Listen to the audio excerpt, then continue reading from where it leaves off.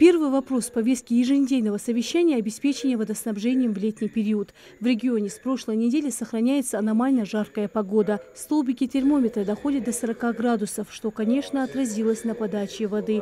В ряде населенных пунктов возникают проблемы. Особенно тяжело сейчас жителям сельских поселений Псидах и Инарки, а также отдельных микрорайонов в Назране, особенно за каналом. Сложности также возникают и на некоторых улицах в селениях Плиева и Барсуки. На сегодняшний день в Назране у нас сложности по водоснабжению по улицам Бекала, Мира, Орджоникидзе, Нуродилова, Тамбиева. И есть улица Пионерская. Некоторые из этих улиц в ночное время водоснабжение доходит. Основной проблемой дефицита называют нерациональное использование воды, когда некоторые жители поливают огороды, заполняют бассейны. До других ресурс просто не доходит. На совещании отмечают, сегодня 80% населения республики в целом обеспечены водой. Магомед Евлоев раскритиковал работу муниципалитетов. Отметил, как важно говорить с людьми и объяснять, где и почему возникают проблемы, мониторить ситуацию и проводить проверку информации в соцсетях. Вы должны все в тандеме работать. Вы должны выходить к населению. Вы должны показывать о том, что действительно есть проблемы, но они небольшие. Они имеют там на конкретных улицах, переулках. В социальных сетях, как вы сказали, написано о том, что целые населенные пункты города Сунжа нету, города Малгобека нету, Малгобекского района нету, Назрановского района нету. Однако муниципальное образование в этой части, ваши соцсети, ваши пресс-службы молчат.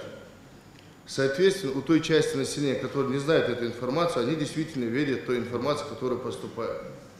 Глава муниципальных образований говорил, что лично ардул диждыша. Хидуат что мотиги подвозят лично лахдис. Что вы действительно заинтересованы в этом. Следующий вопрос – работа, проводимая Центром управления регионом по мониторингу информационного поля в сети интернет, обработке жалоб и обращений от жителей Ингушетии. За отчетный период специалистами зафиксировано 7 информационных рисков, 5 оперативно отработаны, 2 сообщения на контроле. По каждому обращению ведется тщательная проверка. Хотел бы привести примеры качественной отработки на той неделе.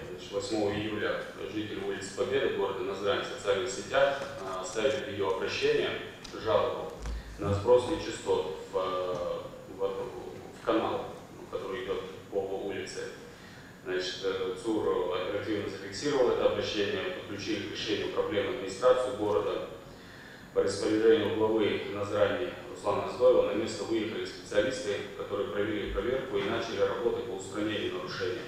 Далее на обсуждение выносит вопрос о реализации в Ингушетии региональных составляющих национальных и федеральных проектов. Бехкан Майсагов рассказал, каких успехов добился регион за последнее время. Если говорить про мониторинг Министерства финансов Российской Федерации, то, скажем, из 13 национальных проектов, которые реализуются на региональном уровне, 8 национальных проектов по нашей республике финансируются. Из них 4 проекта только в зеленой зоне, остальные 4 в красной зоне. Если говорить про зеленые, давайте тогда продолжим коротко.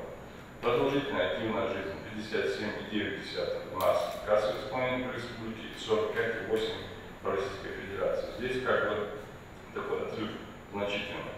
В рамках повестки в Кабмине также рассматривают вопрос о реализации субсидий, предоставленной региону из федерального бюджета на строительство здания Государственной филармонии. По годам, если возьмите, 23 году 157, 83 миллиона, 24 году тоже 157, 83, а 25 год 658 миллионов. Из них на 25 году выделили, освоили 187 миллионов.